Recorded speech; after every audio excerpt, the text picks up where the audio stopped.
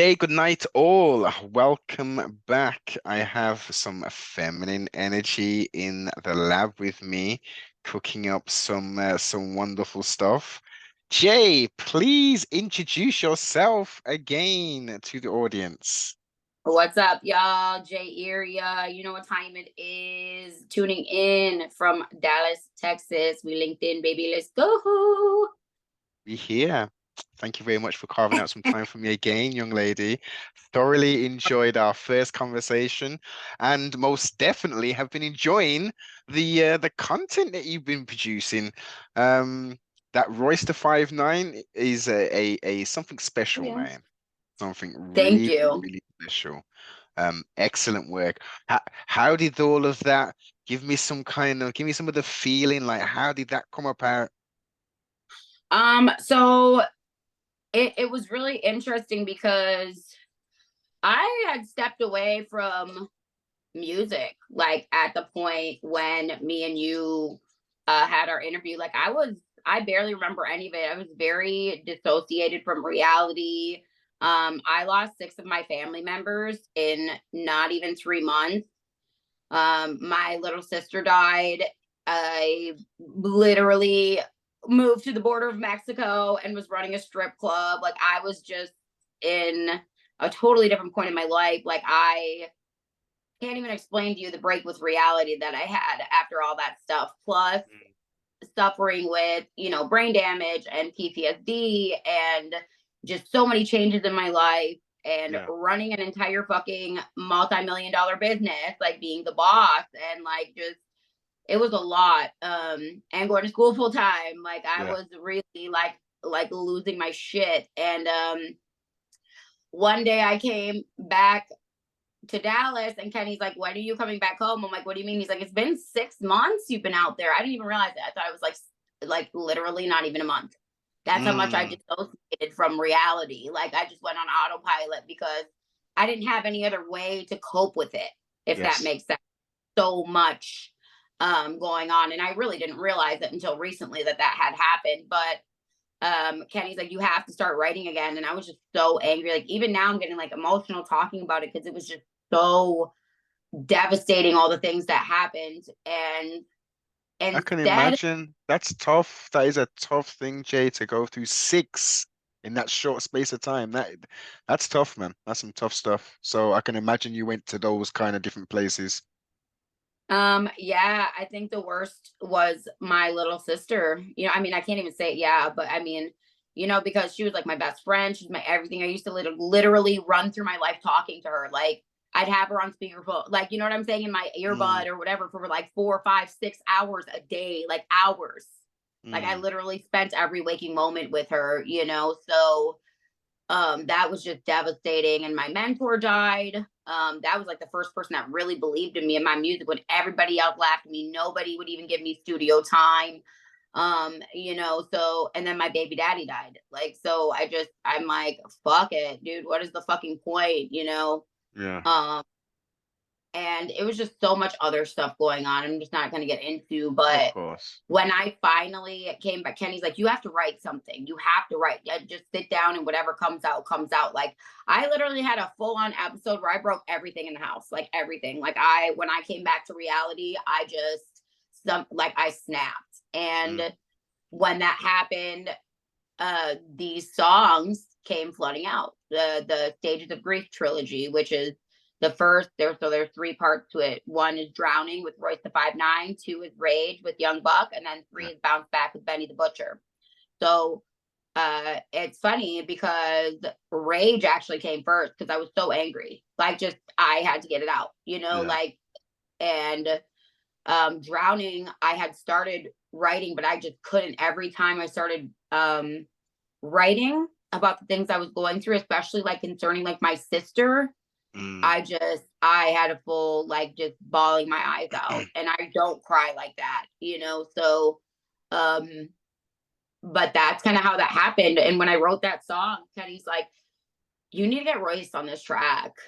Like you have to. Like this is the yeah. song. And it was so funny because Royce came in town like was coming in town the same week that I was recording the song. And they brought him into the studio, and I played this other song for him first, this like poppy beat that I'm about to drop myself. And he's like, man, that's dope. I really like that. I really like that. And then I was like, oh, okay, we'll just do this song. And it's funny though, because at the time my videographer was like, no, man, you have to hear this next track. Mm-hmm. And so put it on, and the second like the hook came on, he's like, okay, I'm getting in the booth. This is the song that we're doing. Yeah. He Yeah. liked the song so much that he agreed to do the video, like on the spot. Which Royce doesn't really do videos like that. I don't know who the fuck is that. Hold on. So that was very synchronistic, all of that taking place in reference to the recording of the song, him being in town when you're going to be doing it, etc.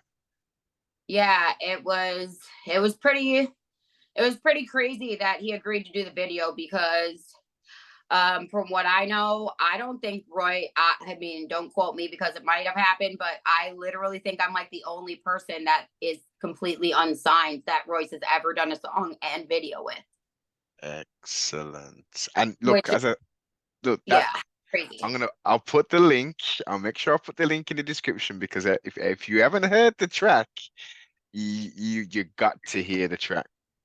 You both paint some very vivid pictures in that, man. Very vivid Yeah, pictures.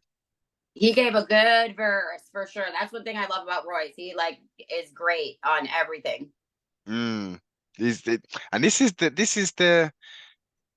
one of the wonderful things about hip hop and rap, the ability for artists to be able to take you there through tragedy, through happiness, through whatever it is, but to portray it in a way which just, for me at least, I see what you're saying. All of the words that are coming out of your mouth, I see those in a pictorial fashion, sometimes in a movie like sort of scenario. So that's why I love the culture and love the music so much, because those type of moments. I also like to listen to stupid stuff, where it's just, you bounce your head, you do a little jig or whatever. But that's the real shit right there. Yeah, absolutely. I mean, but that's what's beautiful about music, is it can take you through so many different places. It's so funny because I was talking to my niece yesterday, and she's like, do you know my favorite song by you? And I was like, what? She's like, Rage, because when I get really angry I put it on and it makes me feel better. I was like, that's fucking awesome. Mm. And um it's those connections, man. This is what I mean when you can create some art, whether it's drawing, verbal, artistry, and you get that feedback. And it may be different to how you may have portrayed it down, but it's how it's received. Like that rage track, it calms me down. yeah, like it, because it's like an outlet, like, okay, somebody else has felt this way, Mm, you know so it's that's exactly what I always wanted to do with my music. And people told me when I dropped that Rage track, like, oh, you're losing followers, and people don't like that music that you just came out. I'm like, well, guess what? If you don't like my music, you don't fucking like me. So I don't really care if you follow me or not. I don't really care if you like it, because I'm not making it for you. I'm making it for the person that does like it. I'm making it not just the person that likes it. I'm making it for the person that needs it. mm, Because I was the person that needed it when I made it. And there's yes. other people out there that needed it, that needed that Royce track, that needed the Rage track, and the Bounce Back track is like more of a radio type song, but at the same time, it's showing that you can get through things like Drowning and Rage and then bounce back. That's the whole point of the trilogy. Mm, Is showing the Stages of Grief trilogy, is showing the route that I personally took to, I wouldn't say get over the things that happened, because I never will, but get no, through some of the things that I happened and make it to the other side. which is key, That's always which what is, I wanted. yeah, totally, totally. Because these things, although very difficult, are things that help create the people who we are, to fortify, sometimes to even destroy oneself. As you said, you were totally divorced from reality for a 6 month period.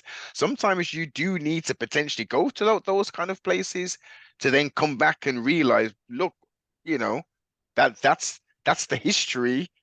Today, the present, tomorrow's the mystery. Like, how do I fit into all this? Have I exceeded expectations? Have I dropped back a little bit? Do I need to reevaluate? This is all part. No one is perfect in this game called life, and it's about trying to ultimately be the best you. We stumble, we fall, but trustfully, we got a good support circle around us, um, and we make it. I mean, yeah, I'm thankful for that because I had nobody at one point, like literally nobody, not even one person, So I'm really thankful that I even got to that point because I needed, it's scary to think, but sometimes you really need to hit rock bottom. And I don't think some people have ever hit rock bottom. Rock bottom is different for everybody, but you can tell by somebody's character, like, have they really had to fucking Mm. have they really had to get fucking serious about fixing their life? Like, my music is more for people, I mean, it is for, like, I guess the average person, you'd say, but my music is really for people that I've really, really been there. Yeah. I've really been through some shit. Like, Mm. that's what my music is for, because otherwise people aren't going to understand why I am the way I am or the music I make. Just not going to get it. Totally. Totally. And again, Jay, this is one of the main reasons I enjoy having these conversations with artists and other people in different fields, is so we can explore this human experience. So people don't just think, oh, Jay, she's angry a lot sometimes. And, I wonder why she's like that. Well, when you start to listen outside of the musical side and you see the person, oh, it makes perfect sense. I see the I journey, I see the pain, I see the joy, I see the anger, I see. Yeah, so I think that's one thing. I was very misunderstood my whole life, not only by other people, but also by myself, because I have been through some severe shit. Like, literally, like, and this is a true story. And I mean, I've never really said anything about this on an interview, but I had to go to counseling to even come back to reality. And, like, I had counselors that were like, dude, your shit is so severe. Like, I'm gonna have to refer you to somebody else because I don't have that level of expertise. I went through Mm, 4 different counselors before, um, 4 different psychotherapists before I found somebody that had enough expertise to handle all of those yeah, things that I was going through, because I had so many different um traumas going on at the same time, like yeah, my brain, my PTSD, and then found out that I have DID, which is a dissociative dissociative. disorder. So yeah, You're going through those dealing things. with a lot. I mean, that in itself, Yeah, PTSD is bad in itself, but to have a yeah, dissociative or disorder as well?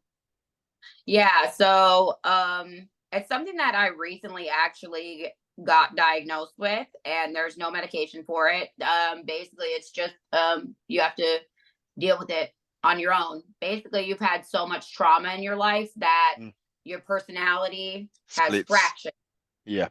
at different points. Mm. So let's say, okay, so for example, one of my fractures would have been when I was being sex trafficked, right? So I became this person that was very hardened, very just go, go, go, go, go, go, go all the time, very money oriented. So if I have a trigger, if something happens around me that's a trigger, that part of my personality will automatically take over without me It, realizing it, because it's called the defense mechanism. So yes, to protect.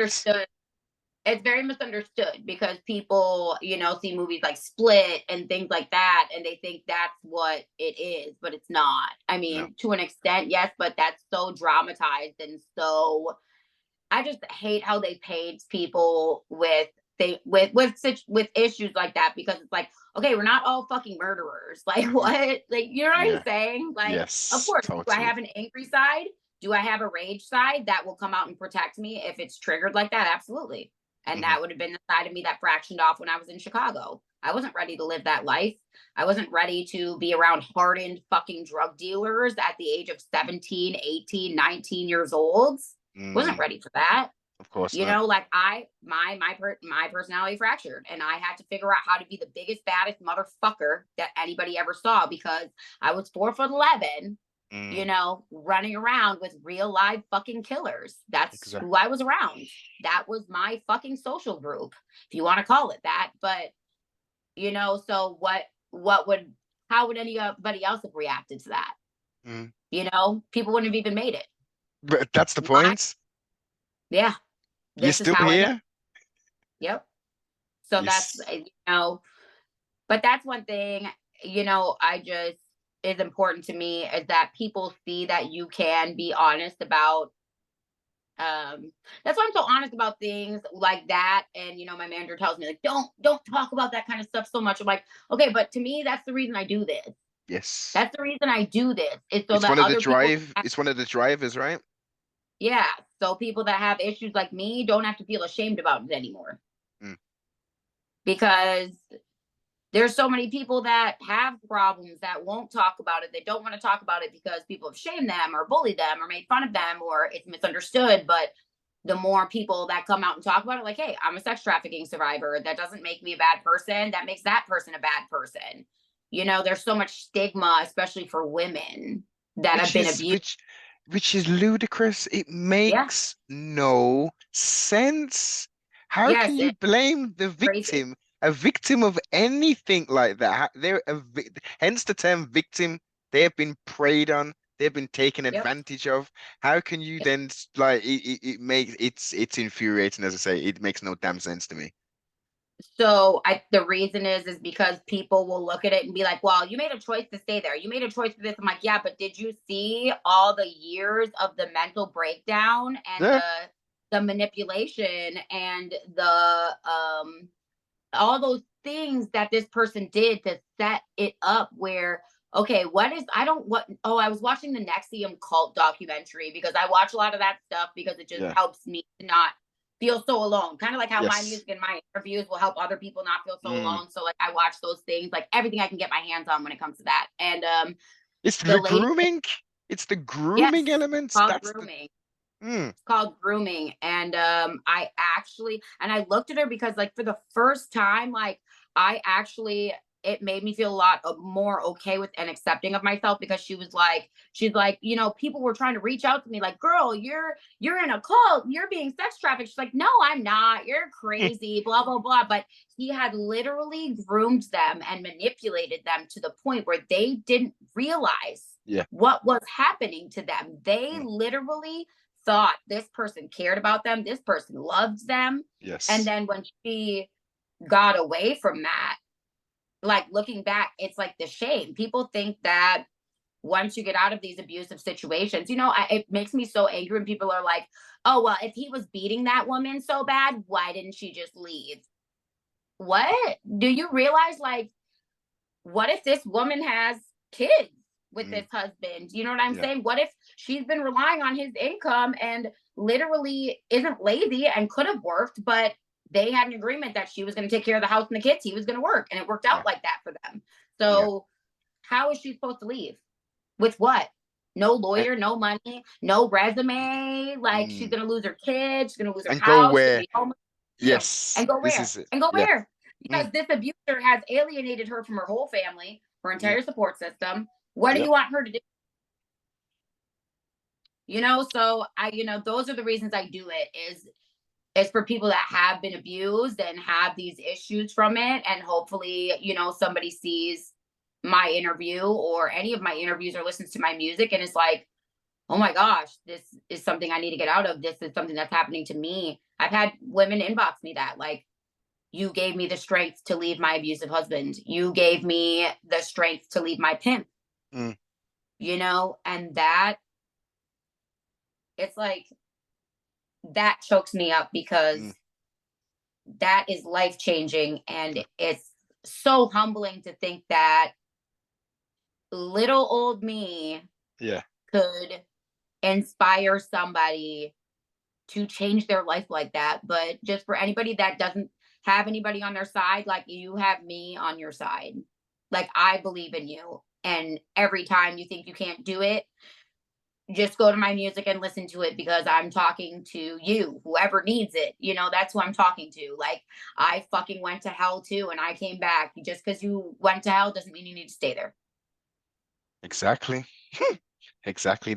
There are options, but as you say, when you're conditioned, when you're groomed, when you're manipulated, when you're physically violated and physically Hmm. abused, these situations, again, those sentiments come from people who are clearly not in that world, have no connection to that world or Absolutely. experience to that world. And it's very surface level. Of course, on the surface, if someone's been hitting you, if someone hits you more than once or twice over a period of time, maybe the third time you'll be like, look, John, look, Steve, Barry, whoever, you hit me for the fourth time and I'm out this door. It doesn't like, Because it, come it on. never starts that bad. It starts with the mental manipulation. It starts with a lot of different things.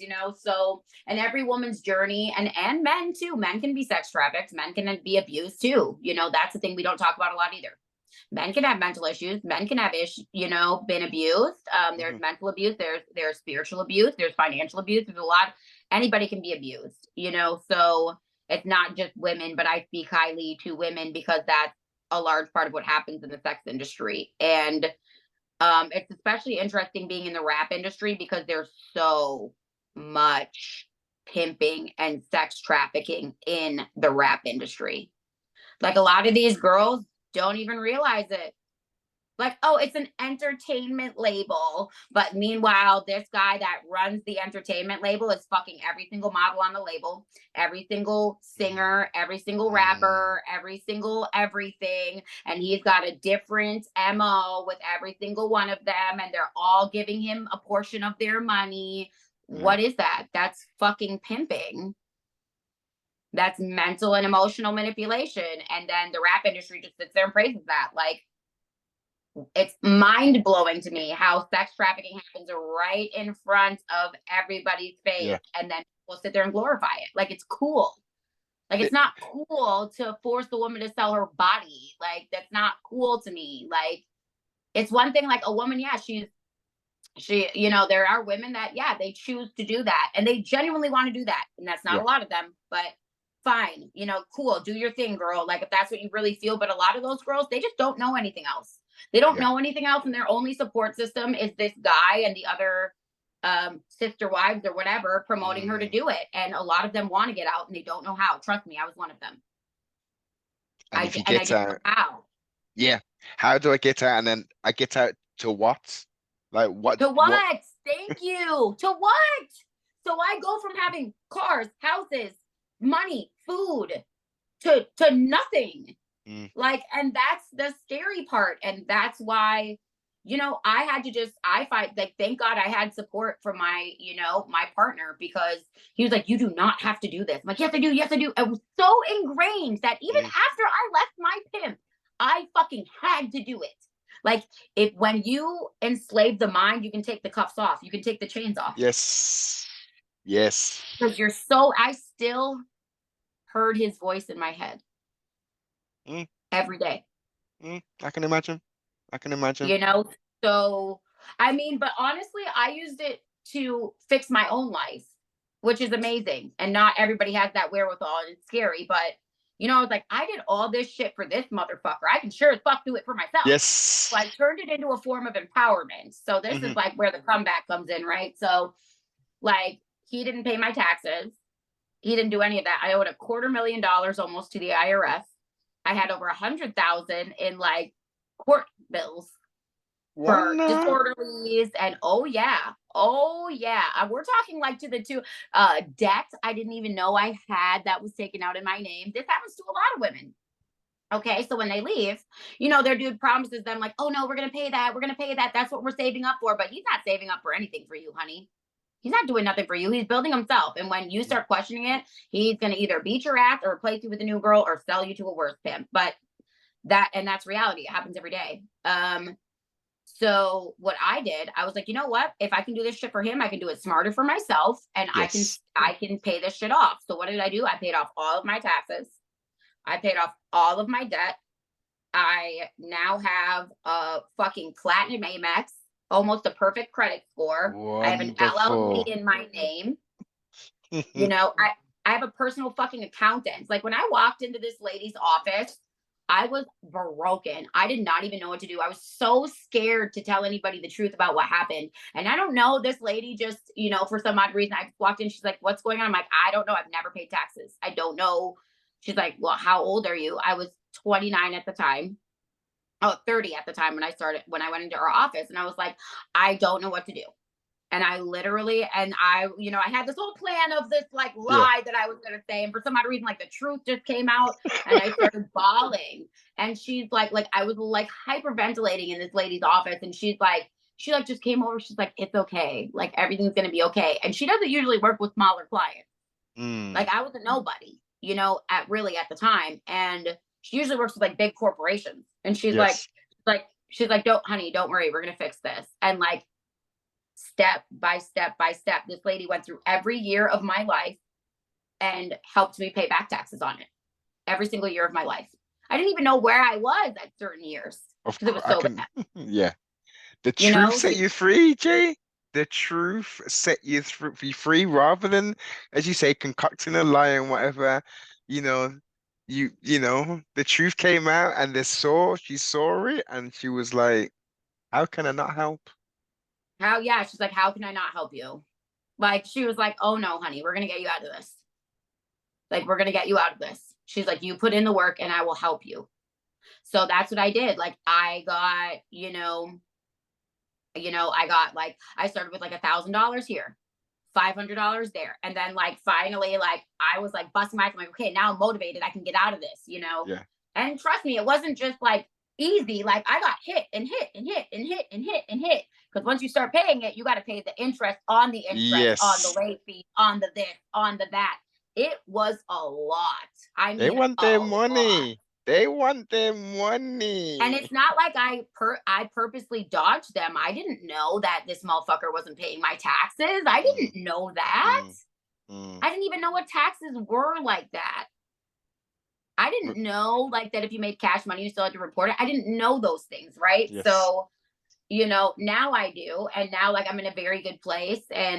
But for those that are trying to get out, it's possible, dude. Like I was almost $500,000 under. My teeth were falling out of my head. Like, look at my beautiful teeth. Yes. 50,000, $50,000 on these. Yeah. 50 racks for them teeth. $52,000. Wanna. Well, Mm, because I wanted to keep my teeth. I just didn't want to just get them all pulled out and get the yeah. four-ins like people do. Like I was like, okay, I Well, want you can get caps on my teeth. I want infections to as well. You can also get um, infections if you do that way, can't you? yeah, you can. So the Mm, implants are scary. So I wanted to keep as much of my real teeth as I could. So like literally I went to like 5 different dentists and finally this guy's like, okay, I'm gonna tell you this. He's like, I can do caps on all your teeth, but it's gonna hurt like fuck. Like mm. bad. Because I can't take pain meds. I'm allergic. Oh So shit. I was like, it's gonna be. He's like, it's gonna be the most painful day of your life. And I laughed because I've been through a lot of pain. Okay, like, but Yeah. holy shit, Yeah. when they filed my teeth down, Because they're hitting like the first of all, I nerve looked as like well. Interview with a Vampire. Like it was so bad. But yeah, it was painful and it was in stages. And I had to get a lot of stuff done in my teeth. And now I'm like it's possible to do, yo, like especially like girl, if you're doing that for this motherfucker, why don't you do it for yourself? Yeah. If you need somebody to talk to, inbox me. Shit, I'll Mm, talk to you. There's girls that I haven't even talked to in years that will hit me up out of the blue like, oh my god, I need to talk to you, and I'll take their phone call because I know they need somebody. yeah. And even if they go back at that moment, I know just the fact that somebody cared enough to talk to them Yeah. can Made a be enough. difference. Yeah. Yeah, sometimes it can make a difference. I know it did for me. I know it did for me. Mm, Like you know, after my sister died, and I like refused to do my TikTok because my sister was my head of my TikTok. And she's the one that helped me go viral and things like that. Like, I was backstage at Jelly Roll's concert with Bunny XO, which I don't blast all over that she's my friend because I hate when people dick ride like that. But I'm bringing it up for a reason, because she looked at me. She's like, girl, what are you doing? You need to start your TikTok. And I explained this situation about my sister. And it's like, I can't even pick up TikTok because I'm so like depressed about it, you know? Yeah. And she's like, girl, she's like, you think your sister would want you to sit here and after all the fucking work you did Yes. and all the work you did and fucking just let it go to waste? You know, sometimes you need another woman that's been through a lot of shit to wake you up. Mm. Because it's easy to get in that mindset, like, oh no, this is way too deep. Like, a motherfucker can't get out of this. And yeah, it's gonna be hard. It's not gonna be easy. It's not Well, easy to Jay, drag yourself up out of the depths. That shit's not easy. So yeah, of course it isn't. Of course it isn't. It's tragedy, and life itself isn't easy. Never mind going through, something as big as that. But as you say, those external forces sometimes even from places you wouldn't even expect, just giving you that kind of push in the right direction, that reality check. yes, pay attention to your surroundings. God will give you signs when it's time to go. Yes. God will give you signs. So I finally left my pimp by one day. We were in Illinois. I'm not gonna say where because, but we were in Illinois and I was getting ready to go to work. I'll rewind about a month before this. I was with one of my sponsors, I'll call him, and I went to sleep and I had this terrifying dream that this guy in a red and white cloak, it was like the devil, no bullshit, like was trying to force me to sign this contract. And it was so creepy and weird. Like when I close my eyes, I can still remember the smell, the everything of this dream. And I woke up and I told my sponsor about it. He's like, you better not sign no contracts that nobody puts in front of you. Don't for the next like 6 months, because that's scary. So not even 30 days later, why does my pimp pull out this contract? What? And he's like, you need to sign this. Because I was doing music. So remember that I didn't have a pimp, like just to have a pimp. Like a lot of girls like, oh, I have a pimp because, like just to be a hoe. Like that's not what it was. Like this guy sold me on a dream of, you're going to get, the dream was you're going to get half of my record label and I'm going to own half of you. So it's like almost like a union, a partnership, right? I trusted him. I thought we never needed a contract. Well, he whips out this contract, and guess what? The 50% I was supposed to get is nowhere in the contract. Only the 50% that he was going to get from me, and it was a lifetime contract. Lifetime. 50% of everything for the rest of my life. TVs, books, publishing, videos, any music under any name. And if I changed my name, your likeness in it sounds like one of those 360 deals. And the fucked up part is I literally like resurrected this dude from the dead. It was so crazy. I was like, girl, what? And but you know what? It was so funny because my sponsor was like, if someone pulls a contract on you, he said, run. Yeah. Run as fast as you can in the opposite direction. You know what I did? I refused to sign the contract. Obviously, he beat my ass that day, like very, very, very bad. I lied to him, told him I was going to work. I took everything I had that was just in my car and I ran. I left the state. Like I literally ran as far away from him as I possibly could. Thank God I had the car in my name. The only reason I had the car in my name is because one of my sponsors was like, I will not buy it if it's going in someone else's name. He's like, it has to be in your name. And he put that brand new Cadillac in my name. He's like, I'll buy it cash right now. He's like, but it has to go in your name. It has to stay in your name. I'm going to pay for it. So that was the way, like that was the way I got out. And that was my out. And it was hard and it was scary. And yeah, of course, I went through a bunch of bullshit, but like just listen to your gut. And it applies to everything, not just like sex trafficking, not just anything like that. Any situation you don't feel right about, go with your gut. Even if everybody else around you is saying, oh no, it's fine, it's fine, it's fine. Because we've all been in those situations, right? Where people are like, oh, it's cool. But something inside don't. And then later you find out like, holy fuck, that was the biggest mistake ever, right? Or you're like, thank God I listened to myself.